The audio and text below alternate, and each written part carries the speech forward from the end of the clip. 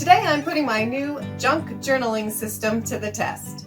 So if you struggle like I do to fill your journal pages, if you agonize over every piece before you glue it down, I have some ideas for you to help inspire, organize, and use some building blocks for your next junk journal page.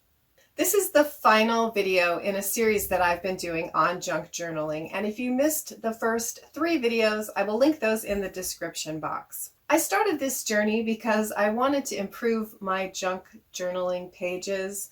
I've historically made some that were things I liked and others that were sort of looked like grade school effort worth put into them, and even others that were just kind of terrifying. I made one that looked like kind of like a circus got nauseous and threw up on the page.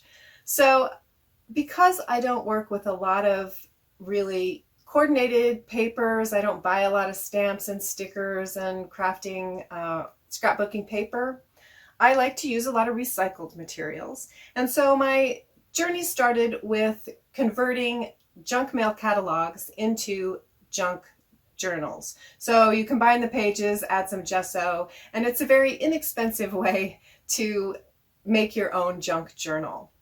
The next video, I really concentrated on backgrounds, and I have 20 different techniques that you can check out in that video if you're interested. They're very simple and beginner friendly, and I learned a lot from that process. I learned some of the styles that I really liked, some of the colors that I liked. Another thing I learned from making all those backgrounds was that my color selections were a little bit much, and so I think for actual backgrounds I will definitely choose more muted colors and less contrasting colors for backgrounds. So I learned a lot just going through that process. The third video, I organized the rest of my scrapbooking and art journaling supplies. And I have a couple of different libraries that I made for myself. One of the funnest pieces of that was to actually go through my house and try to find different objects that I could use to make stamps from. And so I made a library of those. I made a library of a few of my other supplies, rubber stamps and punches. And then I came up with some ideas for edges for pages, and I put those into a sort of reference library for myself as well. So today I'm going to put all of those pieces together and try to make some different journal pages, hopefully that I find pleasing to the eye and that I can get together fairly quickly. So I'm not sure how you start your journal pages, but mine always start with one piece of inspiration, and often those are images or quotes, and those are serving as my starting point. Once I have that piece in place, I'm switching to my background catalogs and thinking through how I want to lay out the pages.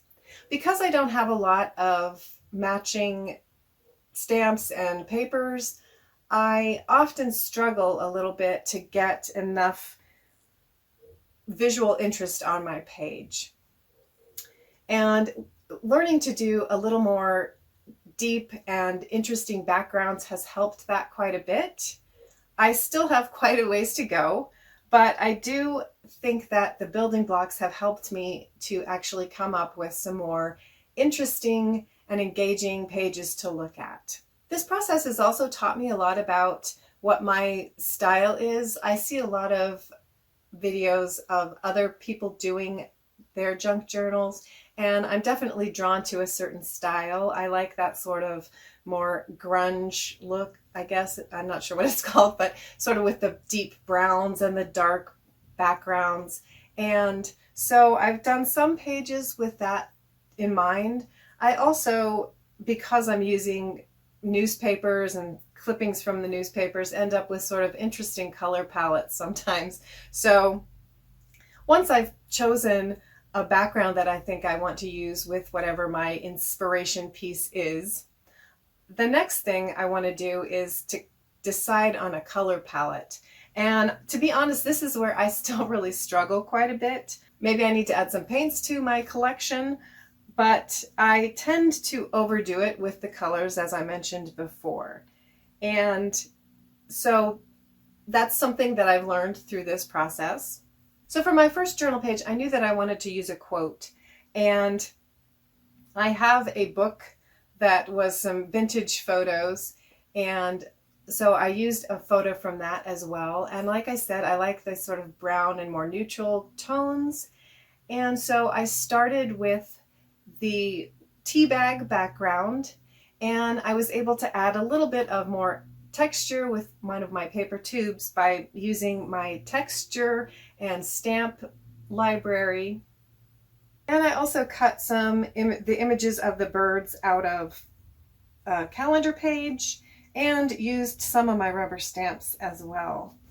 As with all of my pages, I can always see where I could have improved, and I don't always know what I would have done to improve it, but some of the things that I really like about this page are the little bits of pink that I was able to add using alcohol ink, and some of the darker brown stamping that I did with the scrubby part of a sponge. And those were things that I was able to add because I had sort of tested those out with my texture library. And one of the best things about having those is not only what you learn when you are practicing, but you also have a visual idea that I find helpful when I'm trying to picture how the page will look when I'm done.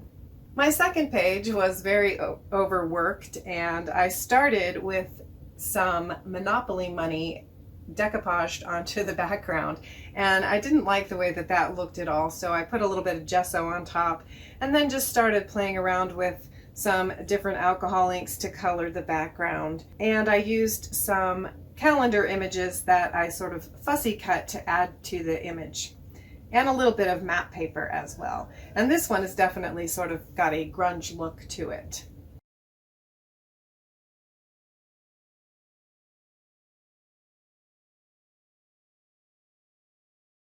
This next page was again inspired by a lot of different quotes that I wanted to put on the page, and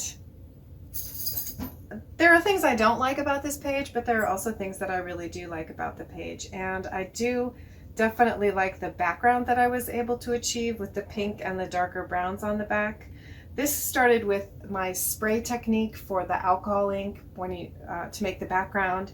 Then I added a little bit of sponge stamping with a lighter pink color, and I went back with some brown alcohol ink and rubbed that on with one of my little sponges. I've seen a lot of people do the backgrounds with ink pads and those special little blending brushes, I guess, but I was able to get a similar technique by just using my regular alcohol inks and a sponge to rub the color on. I don't think it's quite as smooth and easy to do, but it's a technique that you can use if you do not have all of the stamps and the special blending brushes. I don't even know what they're called. And of course, I was hoping that this system would miraculously make my pages 1,000 times better, and it has helped me, and I think it was a great learning process, and it was also helped a lot to get some of my craft supplies more organized.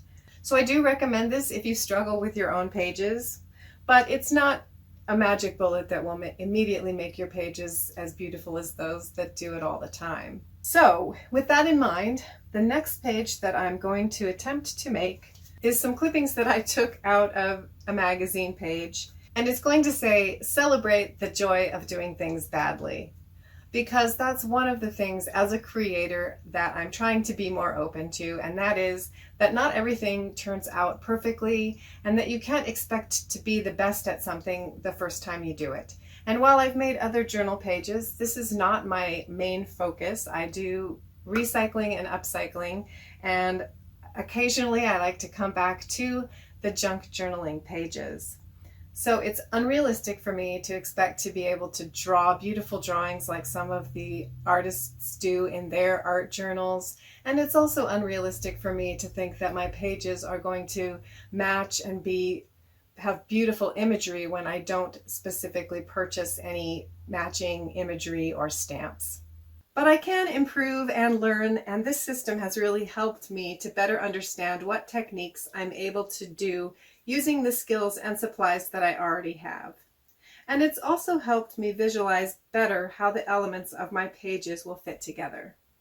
If you'd like to give this system a try, be sure to check the description box for links to all of the additional video tutorials. Click the like button to help promote this video. I'd love to have you join my YouTube community if you haven't already. And if you'd like to receive the Upcycle Design Lab newsletter, check the description for a link to sign up. Thanks so much for watching. I hope to see you back here soon in the lab for my next upcycling experiment.